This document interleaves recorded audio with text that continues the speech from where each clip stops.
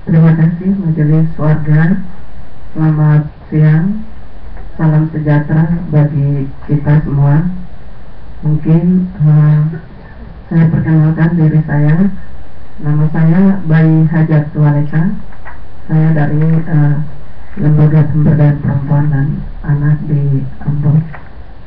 Saya juga mau pinjam kata-katanya Mbak Mir tadi, bahwa pembela HAM itu adalah sebuah pilihan dan penuh dengan konsekuensi. Dan saya kadang-kadang juga berkata juga kepada masyarakat bahwa ini perjuangan yang mewariskan. Kita akan menyebarkan kebaikan, menyebarkan kasih, dan memberikan perjuangan inspirasi ini kepada generasi-generasi berikutnya, bahwa apa yang kita lakukan ini sebenarnya adalah sesuatu yang panjang. Tidak mungkin perubahan itu akan hadir dengan sendirinya tanpa ada suatu perjuangan. Jadi awalnya itu kalau mau dikatakan, saya juga sebenarnya ketika pilihan untuk melakukan hal-hal seperti ini, saya merasa karena ada sebuah situasi, ada sebuah kondisi. Konflik Ambon itu memberikan sebuah kenyataan bahwa kami hampir setiap hari menyaksikan pembunuhan, kekerasan, dan hampir setiap hari juga mendengar suara bom, suara tembakan. Dan saya ingat ketika di tahun 2000 bersama dengan beberapa kawan, kami saat itu membantu gerakan perempuan peduli untuk aksi pasar murah, dan di situ ada tulisan kaos yang kami kenakan itu adalah sampai jua. Sampai jua itu bahasa Ambon, tapi itu hentikan kekerasan. Dan konsep Ambon itu secara alami terbentuklah segregasi tempat tinggal berbasis agama. Jadi Islam area, ada Kristen area, di mana ada situasi yang memang kondisinya itu lagi tegang. Dan saat itulah waktu acara pasar murah itu, saya dengan beberapa teman-teman itu kami melari ke wilayah yang Muslim. Terus di situ kami dikira kafir. Waktu itu ada kelompok ekstrem yang fundamental yang memang tidak suka untuk kita bicara soal perdamaian, dan mereka bilang itu para kafir ini dibantai saja, dibunuh saja. Terus kami ada 3 orang saat itu di tengah-tengah kerumunan massa, lalu mereka bilang bunuh saja mereka bertiga ini yang telah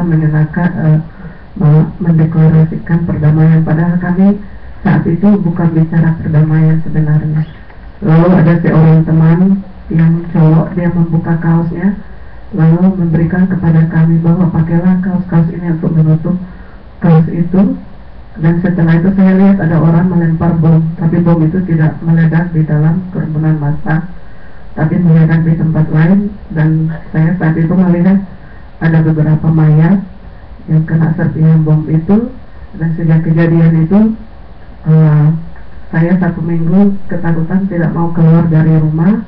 Lalu kaos yang kita kenakan sampai 2 itu, saya dengan teman membuka dan membakarnya, bahwa kita harus lemparkan kaos-kaos ini. Lalu ketika deklarasi Malino 2 di tahun 2002, saya bersama beberapa teman-teman gerakan perempuan, kami pergi ke arah Lehi itu, dan sekembalinya dari sana kami berpikir Ambon ini mungkin dengan deklarasi itu suasana sudah mulai aman. Kami dihadang oleh sekelompok laskar jihad. Jadi sebelum sampai ke kota Ambon, tempat itu namanya Nania, dan di dalam mobil itu tiba-tiba ada sekelompok orang dengan senjata, dan saya perhatikan waktu itu ada batu. Terus mereka katakan, ini kalian dari mana? Terus siapa kalian? Lalu kami bilang bahwa kami dari daerah ini. Terus mereka bilang, kalau kalian Muslim, coba baca syahadat. Terus teman saya yang duduk di depan itu karena gugup, dia bukannya membaca syahadat, tapi yang dia katakan itu adalah ayat kursi. Terus orang-orang itu marah dan saya berteriak, saya muslim dan saya dari kampung ini, berilah jalan buat kami lewat. Hari itu kalau sweeping KTP, mungkin teman-teman non muslim yang juga ada di situ pasti akan dibantai semua. Tapi saat itu teman-teman bisik-bisik bahwa usahakan tidak ada sweeping KTP supaya jangan kita semua dibantai di sini. Lalu ketika tahun 2004, waktu itu tempat kami di Waringin itu terbakar untuk kedua kalinya, dan di tahun 2004 itu isunya dialihkan isu separatis RMS, yang Kristen itu identik dengan RMS, yang Muslim kami dibilangnya itu teroris. Jadi kebetulan saya tinggal di satu camp yang besar di wilayah Muslim. 2 hari kemudian itu terjadi penyisiran oleh Detasemen 88. Jadi mereka datang melakukan penyisiran, katanya mau cari teroris di situ. Saat itu kami menyarankan untuk semua laki-laki tinggalkan camp, bahwa karena biasanya kalau mereka datang melakukan penyisiran itu langsung dengan penembakan brutal.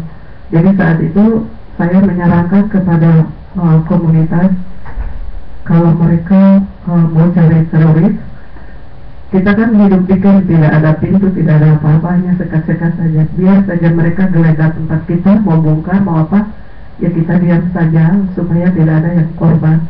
Karena pengalaman kami ketika unit gabungan melakukan sweeping, itu juga terjadi penembakan brutal, dan pada akhirnya sebagian banyak orang yang korban meninggal.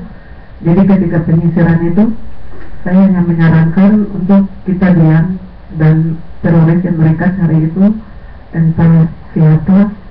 Terus mereka menangkap 2 orang ibu-ibu, lalu dibawa ke Polda. Terus diinterogasi di sana. Jadi saat itu komunitasnya bertanya apa yang harus kita lakukan. Saya hanya menyarankan mungkin keesokan harinya baru kita bisa membuat dialog, karena saya juga tidak mau membuat aksi-aksi anarkis yang juga akan menimbulkan korban dan berdampak buruk kepada kami. Terus keesokan harinya mereka dikeluarkan, dan suami teman saya itu ditangkap oleh Detasemen, lalu dianiaya, disiksa, karena mereka memaksa dia harus mengaku bahwa dia juga bagian daripada teroris. Sejak kejadian itu kebetulan camp THR itu adalah camp pengungsi yang memang sangat besar di Ambon oleh komunitas yang Muslim. Terus tahun 2005 ada instruksi dari Gubernur Maluku bahwa pengungsi sudah selesai, dan diharapkan semua orang yang hidup di camp-camp ini segera kembali, atau dipaksakan untuk memilih opsi relokasi. Terus orang-orang yang tinggal di Waringin, karena 2 kali itu daerah itu terbakar, mereka ketakutan untuk kembali, dan kalau mereka mau kembali pun mereka minta kepada pemerintah untuk disediakan posko keamanan. Terus saat itu kita melihat beberapa kamp pengungsian itu diinstruksikan untuk dibongkar oleh Satpol PP. Jadi Satpol PP itu membongkar tidak hanya bangunan saja, tapi manusianya juga disiksa. Lalu bulan Mei 2005 itu saya waktu itu memutuskan untuk kembali ke Waringin, dan waktu itu saya tinggal sendiri di sana, dan saya mengajak satu persatu kakak untuk pulang, bahwa mari kembali kita membangun kampung kita, dan mari kita menata kembali kehidupan baru, kehidupan yang akan lebih baik. Lalu satu persatu kepala keluarga itu datang. Terus Waringin itu daerah yang mix di kota Ambon. RT 123 itu adalah Muslim, dan RT 4 itu adalah non-Muslim. Mereka ini adalah masyarakat Buton yang sudah lama di Ambon, hidupnya sudah bertahun-tahun di sana, dan mereka lebih memilih opsi kembali daripada relokasi. Jadi opsi kembali karena tanah-tanah itu menurut mereka adalah tanah-tanah warisan leluhur mereka, jadi mereka tidak mau tinggalkan tempat itu, walaupun memang konsekuensinya besar. Terus kita kembali ke situ di tahun 2005, dan kita mulai memperbaiki hubungan-hubungan sosial yang memang terkoyak akibat situasi di 2004 itu. Lalu lewat ibu-ibu lah yang membangun infrastruktur dan mendorong memelihara upaya damai di daerah itu. Dan di tahun 2009 itu inisiasi ibu-ibu ini membuat memorialisasi gang dengan nama-nama gang itu adalah gang damai, ada gang anti kekerasan, yang memorialisasi ini diharapkan keberulangan konflik itu tidak boleh terjadi lagi. Dan kita berharap ke depan itu situasinya lebih baik, karena kita sangat sulit untuk mengatakan bahwa Ambon ini sudah aman. Buat kami yang hidup di Ambon itu, kami selalu bilang bahwa Ambon ini ibarat ilalang yang kapan-kapan pun juga pasti akan terbakar dan terjadi konflik lagi. Jadi ketika 2011 di pemilihan wali kota Ambon, kita sudah mendapat banyak selebaran bahwa akan ada Islamisasi, akan ada Kristenisasi, dan sudah banyak provokasi-provokasi yang muncul saat itu. Dan bersama beberapa teman-teman dari gerakan perempuan, kita waktu itu mendatangi Polres Pulau Ambon dan Pulau Leyte, karena kita melihat intensitas kekerasan saat itu sangat tinggi. Jadi ada beberapa kasus-kasus yang muncul saat itu, dan kita waktu itu bertanya kepada Polres bahwa kenapa kasus-kasus ini kok tidak pernah ditangani secara hukum. Terus Kapolres waktu itu mengatakan bahwa sulit sekali menyelesaikan atau mengatasi kasus-kasus di Ambon ini, karena kami dianggap akan berpihak kepada kelompok tertentu. Sampai ada satu teman yang emosi dan mengatakan bahwa kalau Anda merasa Anda tidak bisa netral, kenapa mau jadi Kapolres di Pulau Ambon? Atau kenapa dulu mau jadi polisi? Terus pada tanggal 11 September saat itu, September 2011 itu di jam 12 saat itu terjadi konflik, mobilisasi massa. Dan pada saat mobilisasi massa, waktu itu saya tidak ada di rumah, saya dalam perjalanan untuk pulang ke rumah. Terus saat itu juga ada beberapa ibu yang mengkontak saya bahwa ini sudah ada konsentrasi massa, apa yang harus kami lakukan. Jadi saat itu saya hanya bilang, ini persoalannya bukan ini persoalannya adalah persoalan yang kriminal murni. Mungkin ibu-ibu bisa menelepon atau mendatangi Polres untuk minta bantuan pengamanan, karena jarak rumah kami sebenarnya pemukiman itu dengan Polres itu hanya 1 kilometer, tidak terlalu jauh. Lalu beberapa ibu-ibu yang menginisiasi mendatangi Polres dan mengatakan bahwa kami butuh pengamanan, sekarang sudah ada mobilisasi massa dan kami khawatir. Tapi hari itu jawabannya bahwa ini belum ada perintah, ini kami belum apel, jadi kami tidak bisa melakukan apa-apa. Dan ketika ibu-ibu itu masih di Polres, tiba-tiba sudah ada asap yang tebal dan disertai dengan bunyi tembakan dan bunyi bom. Dan saat itu juga pemukiman kami itu terbakar untuk ketiga kalinya. Lalu ada salah satu ibu yang menelepon saya, dan saat itu saya dalam perjalanan mau pulang ke rumah, bahwa ini pemukiman kita sudah terbakar. Sekarang kami semua sudah lari tinggalkan kampung. Tidak ada sesuatu yang bisa diselamatkan karena ini sangat mendadak dan sangat cepat. Terus waktu itu saya juga tidak bisa sampai ke Waringin karena beberapa jalan itu sudah penuh dengan massa dan juga di brigade. Terus juga ada beberapa tempat yang memang sudah ditutup. Jadi saya hanya di Batu Merah itu saya hanya melihat dari jauh asap tebal yang memang muncul dari pemukiman itu. Dan pada akhirnya saya hanya waktu itu seperti merefleksi bahwa 7 tahun kita membangun upaya perdamaian. Jadi Waringin itu kembali di tahun 2005 dan dia terbakar di tahun 2011 kemarin. Jadi saya hanya merefleksi bahwa memang perdamaian itu mahal. 7 tahun kita membangun upaya damai itu dan dia bisa terbakar kembali. Dan saat itu pada akhirnya kami semua harus kembali hidup di kamp pengungsian lagi. Dan padahal saya pernah menulis buku ketika aku memilih damai.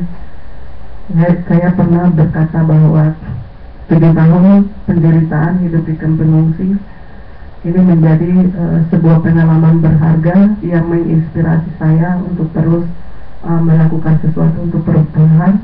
Dan semoga suasana itu saya tidak akan alami lagi.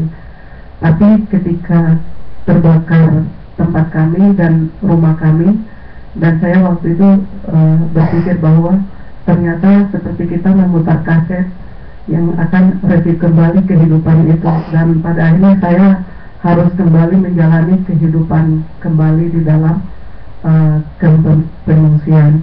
Tapi ketika saya tahu daerah itu terbakar dan kami semua harus hidup lagi di camp,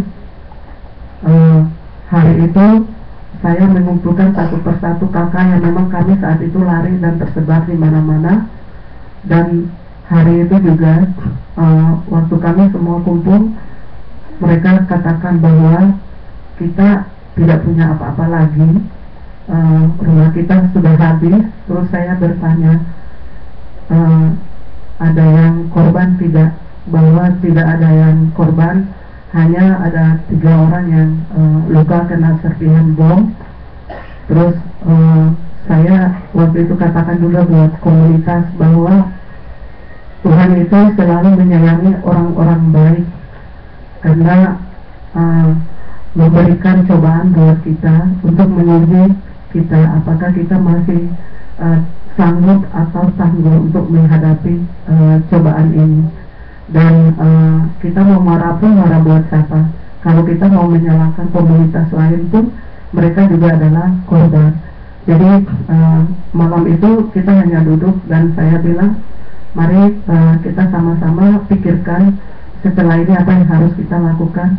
Karena kehidupan itu, kehidupan kita masih panjang, dan apa yang akan kita lakukan untuk merubah situasi ini secara bersama-sama. Oke, seperti itu. Ya. Terima kasih rekan Bay yang telah memilih untuk terus berada di tengah-tengah masyarakat untuk membangun perdamaian di Ambon khususnya. Tadi katanya seperti ilalang, mudah sekali terbakar ya dengan segala risikonya. Kami persilakan majelis warga, Ibu Elka.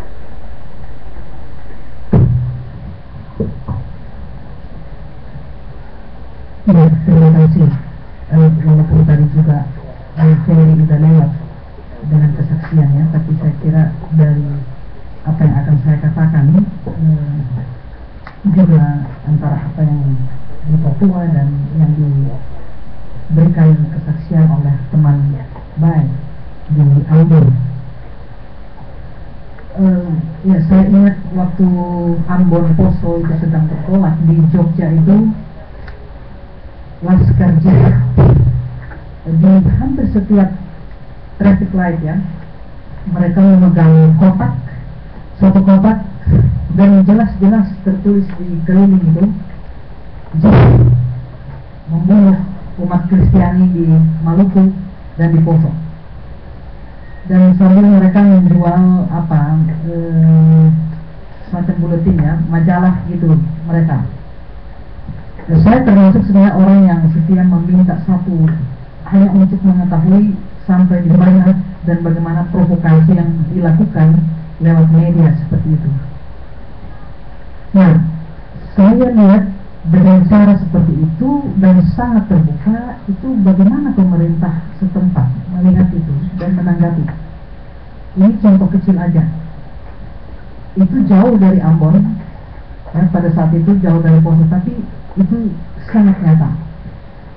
Dan itu kemudian menjadi lucu karena ada satu dua teman dari IAIN waktu itu. Kalau pas di traffic light itu kan maksudnya supaya kita menyumbang ya, kumpul duit lewat tabung itu. Mereka pura-pura, padahal mahasiswa IAIN ini, mereka pura-pura bikin tanda salib. Saya bilang, kalau ketahui bisa bohong kan? Tapi ya itu yang terjadi. Nah, maksud saya pengalaman teman-teman di Ambon seperti yang disampaikan oleh Boy tadi, lagi-lagi sangat terlihat dengan jelas sebenarnya bagaimana peran yang sangat lemah dari negara, bahkan mungkin menjadi bagian dari provokator, bahkan dari konflik itu sendiri. Dan tadi disebut ada isu Islamisasi, Kristenisasi. Saya kira itu untuk konteks sekarang sebenarnya juga dari dulu ya. Itu bukan hanya ketika terjadi konflik seperti itu, tapi dalam keadaan normal pun itu ada. Dan sekarang apalagi ada pola-pola yang menurut saya kita perlu telusuri benar. Dengan pola-pola misalnya seperti Papua sekarang, ketika ada usaha-usaha mengambil anak-anak dari Papua dibawa ke beberapa tempat di Jawa, Jakarta, Jawa Barat, ya, Bogor, Tasikmalaya, Jogja, dan lain-lain.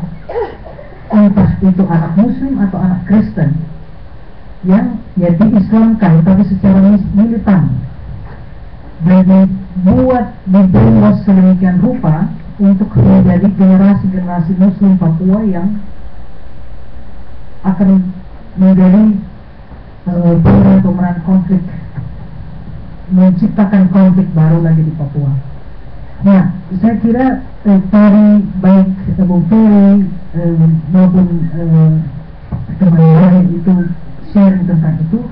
Jadi ada motif-motif yang begitu terang benderang ya, tentang kekerasan, intimidasi, macam-macam, tapi ada cara-cara yang dibilang baru, sebenarnya ini sudah tidak baru lagi, tapi semakin kelihatan, semakin jelas. Nah, itu mungkin yang perlu kita semua melihat ke depan, karena ini untuk jangka pendek ke depannya. Jadi tidak hanya bagaimana kita melihat persoalan yang sudah sedang terjadi, tapi juga antisipasi ke depan.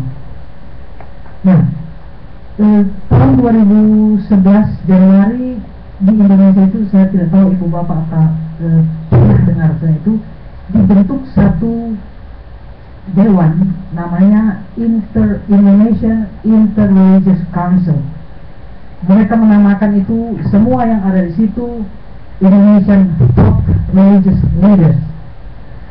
Saya pikir apalagi ini, dewan apalagi ini, agama-agama, saya tanya tujuannya apa.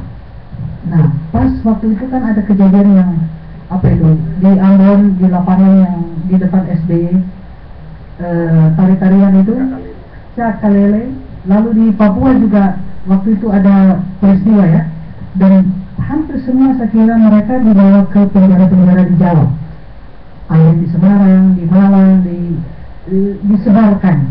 Nah, saya mengusulkan kepada petinggi-petinggi agama waktu itu lewat council tadi, cobalah jangan hanya bikin fatwa, jangan hanya bikin surat penggembalaan, coba pergilah, kunjungi, mulai aja dengan datangi penjara-penjara di mana para tahanan itu ada, bicara dengan mereka, dan lihat apa yang bisa dibuat oleh pimpinan agama-agama Indonesia. Itu hanya 2 lembaga yang respons positif, selebihnya tidak ada respons. Saya tidak tahu, makanya saya penasaran sebenarnya untuk bertanya sampai sejauh mana peran pimpinan agama-agama dalam soal-soal seperti ini yang benar-benar konkret gitu. Jadi bukan hanya berdoa di gereja atau apa pastoral kalau dalam Protestan Katolik dan lain-lain, apalagi kalau cuma fatwa-fatwa, tapi ini urusan kemanusiaan yang sangat jelas, sangat konkret, di mana keberpihakan agama-agama itu dan yang konkret. Nah, saya beberapa waktu lalu, dan itu sangat mengecewakan saya, masih ada seorang pimpinan agama yang masih menganut right or wrong is my country. Saya bilang itu harus tidak dipakai lagi itu. Right is right, wrong is wrong. Apa right or wrong is my country? Wrong, ya wrong gitu kan. Tapi itu ketika kalau kita bicara secara internasional, kalau diketahui, jangan sebut-sebut itu. Saya bilang agama tidak bisa menutup-nutupi itu. Facebook jauh lebih bisa transparan daripada kalau agama seperti ini. Jadi saya belajar dari apa yang dialami Bay, juga Bung Ferry, dan untuk kita semua ya. Jadi sebenarnya kita tidak hanya hal atau sikap atau bekerja di bidang ini tidak hanya sebuah pilihan, tapi juga sebuah keputusan. Tidak hanya sebuah komitmen, tapi juga perlu sebuah konsistensi. Tanpa itu, kalau hanya komitmen, apa komitmen apa? Tapi konsistensi terhadap komitmen itu yang kita perlu. Saya belajar banyak dari itu, dan terima kasih sekali atas berbagi pengalaman, berbagi harapan, dan ini menjadi harapan kita semua. Terima kasih. Terima kasih. Apakah mengharapkan jawaban dari Bay soal tadi peran tokoh-tokoh agama? Ya. Baik.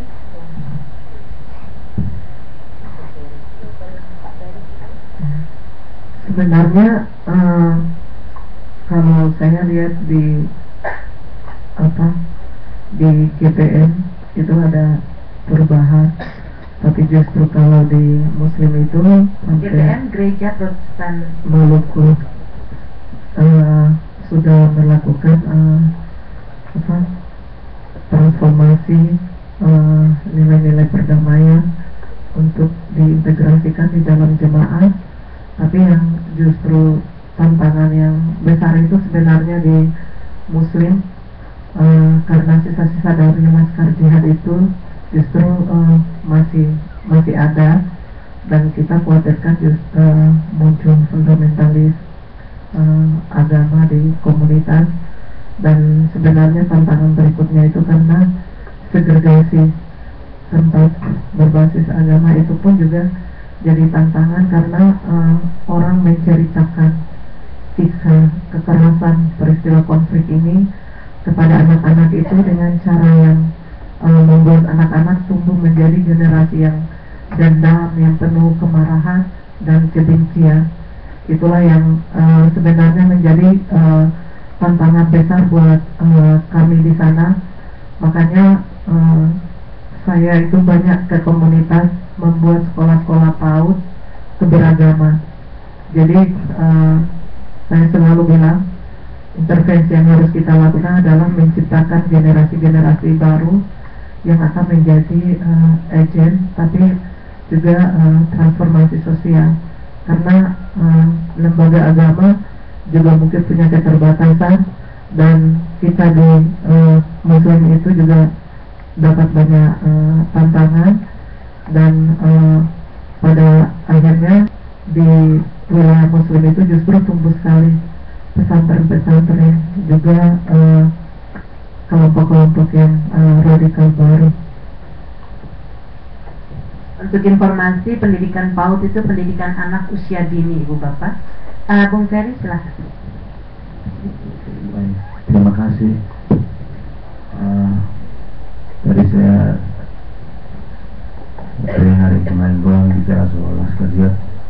Di tahun 2000 saya bekerja sebab saya di kantor itu saya koordinator divisi monitor investigasi, dan begitu kejadian di Ambon, sebenarnya sudah masuk ke Sorong, dan mereka latihan di wilayah yang namanya Aimas, jauh dari kota. Dan saya cari-cari sampai saya dapat nomor kontaknya Sekjen Ahlus Sunnah wal Jamaah. Itu dia berdoa di Yogyakarta, dan saya telepon dia. Saya tanya begini, Pak, kira-kira tujuan Laskar Jihad ke Sorong itu untuk apa? Dia bilang, yang ke Sorong itu mereka akan berlatih dan membantu TNI Polri menyerang orang Papua yang meminta merdeka. Itu jawaban dia pada saat saya wawancara dia, sekjennya tahun 2000 di Jayapura. Saya wawancara dia. Tapi apa yang kita lakukan di tahun itu, Elsa memperkarsai pertemuan antara tokoh-tokoh Muslim, gereja, yang dari Buddha, Hindu. Kita bertemu beberapa kali di Jayapura dan bicara soal bagaimana kita mengatasi isu Laskar Jihad yang masuk ke Sorong dan Fak-Fak terutama. Dan itu berhasil. Mereka tidak sampai 1 bulan sudah kembali ke Ambon, karena dari Jayapura kemudian pimpinan agama ini, yang terutama yang Muslim, semua bergerak ke Sorong dan bicara dengan pimpinan agama di Sorong, dan ini tidak boleh terjadi di Papua. Dan itu yang kita lakukan pada tahun 2000. Begitu kita dengar bahwa ada Laskar Jihad ada di Sorong dan di Fak-Fak. Di Fak-Fak itu mereka sudah beraksi dan pakar rumah satu kampung di Fak-Fak. Tapi itu yang tadi kita lakukan. Nah, dan mungkin itu penting. Tadi Pak Terjemah bilang, dia berinisiatif mengumpulkan. Kita buat undangan, dia tanda tangan, dan kita bertemu dengan tokoh-tokoh agama itu dan bicara untuk isu ini tidak boleh ada di Papua, konflik antar umat beragama. Dan itu kita berhasil untuk menyelesaikan dan tidak terjadi konflik yang besar antara orang Papua yang non-Muslim dan yang Muslim di Papua. Itu yang pertama. Kemudian untuk isu-isu sekarang di Papua, di Jayapura, di Papua itu ada yang namanya PGGP, itu Persekutuan Gereja-Gereja Papua. Tapi juga ada yang namanya Persekutuan Interagama di Papua. Jadi kalau ada isu yang beredar bahwa akan ada konflik antar Muslim Kristen, itu biasa didiskusikan di kalangan pimpinan agama itu. Kalau konflik misalnya ada penembakan dan pembunuhan terhadap warga sipil di Papua, PGGP biasanya mengambil peran untuk mengumpulkan tokoh-tokoh gereja itu, lalu diskusi, bicara dengan Kapolda Pangdam tentang kekerasan dari negara terhadap rakyat sipil di Papua. Jadi sedang berjalan, tapi ya kadang-kadang didengar, kadang-kadang tidak, karena stigma opini itu masih ada juga untuk tokoh-tokoh agama, terutama pimpinan gereja di Papua. Mereka bicara untuk membela warga jemaatnya yang dibunuh atau ditembak mati. Pemerintah bilang atau TNI jauh bahwa itu gereja separatis, tidak boleh dengar, kadang mendukung orang-orang yang berjuang Papua Merdeka, dan ini masih ada sampai sekarang. Terima kasih. Terima kasih, Pak Iksan Malik. Terima kasih untuk saudara Bayi tadi yang sudah mengungkapkan hal yang penting pada kita. Jadi Bapak Ibu sekalian, awalnya memang tata ruang yang segregatif kita lihat. Ada pemukiman Islam, pemukiman Kristen di Maluku. Tapi ketika konflik itu sudah mencapai puncaknya, batu pun beragama, spidol pun beragama, pohon pun beragama. Karena itu kita lihat, jangankan manusia, jadi pohon binatang pun juga dimusnahkan. Kira-kira demikian. Awalnya memang hanya tata ruang sebetulnya, tata ruang pemukiman. Tapi segregatif ini ketika pada satu kondisi konflik dan juga yang lainnya, itu menjadi luar biasa. Saya kira ini satu catatan penting bagi kita ketika kita melihat ke depan problem tata ruang, dan juga ketika dia juga agama boleh masuk di situ.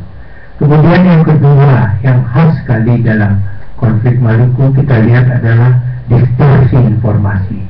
Jadi kita lihat ketika Nyoto Usman berkelahi tanggal 19 Januari jam 3 sore, maka jam 8 pagi tanggal 24 jam sudah ada informasi bahwa Masjid Al-Fatah telah terbakar. Maka konflik semakin luar biasa. Padahal rusak pun tidak. Kita lihat distorsi informasi ini, dan ini terus memperluas seluruh konflik ini kita lihat. Dan ini adalah kerja khas dari intelijen pada dasarnya, mendistorsi informasi, kemudian menyebarkan informasi yang salah, mengkreat informasi, cacing jadi naga, naga jadi cacing, kemudian disebarkan sedemikian rupa. Dan kita lihat itu terjadi luar biasa juga di Maluku. Yang ketiga yang juga harus kita catat dari pelajaran Maluku adalah bahwa ketika isu agama itu muncul, maka solidaritasnya luar biasa. Jadi kita juga belajar dari Maluku, karena inilah yang terjadi pada awal reformasi. Solidaritas seluruh pihak, tahu tidak tahu, mengerti tidak mengerti, mereka solidar atas nama agama dan membunuh atau dibunuh masuk surga.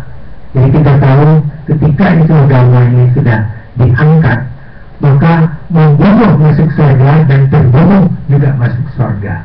Karena itu memang hanya dengan trigger perkelahian dua pemuda 5.000 orang mati di Maluku. Kita lihat.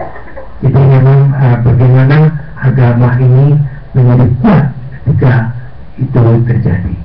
Saya kira ini beberapa pelajaran yang harus kita catat sebetulnya dari kasus Maluku. Hingga hari ini belum bisa dipulihkan, karena memang ini perlu waktu yang panjang.